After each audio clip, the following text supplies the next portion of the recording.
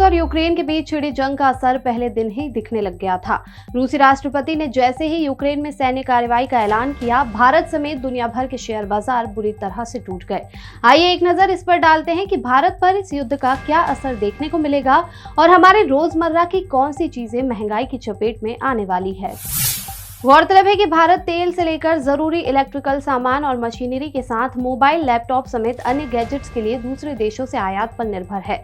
अधिकतर मोबाइल और गैजेट का आयात चीन और अन्य पूर्वी एशिया के शहरों से होता है और अधिकतर कारोबार डॉलर में होता है।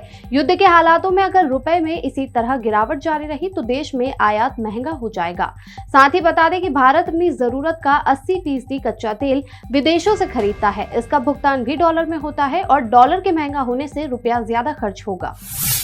बता दें कि देश में खाने के तेल का बड़ा पैमाने पर यूक्रेन से आयात होता है। जी हां, यूक्रेन सूरजमुखी के तेल का सबसे बड़ा उत्पादक है।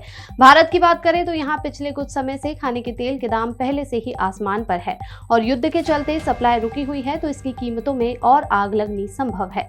इसके अलावा रूस भारत को खाद देता है और युद्ध के हालातों के बीच इसके आयात में भी रुकावट आ सकती है। देश में पहले से ही यूरिया संकट है तो हालात और खराब होंगे।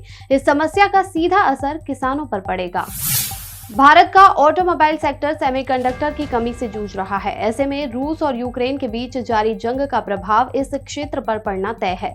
दरअसल यूक्रेन ऑटोमोबाइल सेक्टर को प्रभावित करने वाला होगा। इसका कारण ये है कि यूक्रेन सेमीकंडक्टर की खास धातु पैलेडियम और नियॉन का उत्पादन करता है। जंग के हालात में इन धातुओं का उत्पादन प्रभावित होगा और सेमीकंडक्टर की कमी का ये संकट और भी अधिक बढ़ जाएगा। गौरतलब है कि रूस नेचुरल गैस का सबसे बड़ा सप्लायर है जो वैश्विक मांग का लगभग 10% उत्पादन करता है। दोनों देशों के बीच युद्ध के कारण जाहिर है कि नेचुरल गैस की सप्लाई पर विपरीत प्रभाव पड़ेगा और ईंधन की कीमतों में आग लग जाएगी।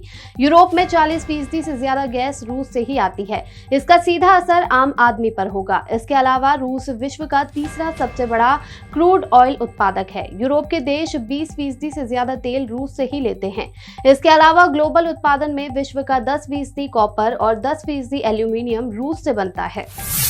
अभी के लिए इतना ही। नमस्कार, मैं हूं रविक्षा। खबरों के लिए आप बने रहिए मृदुभाषी के साथ।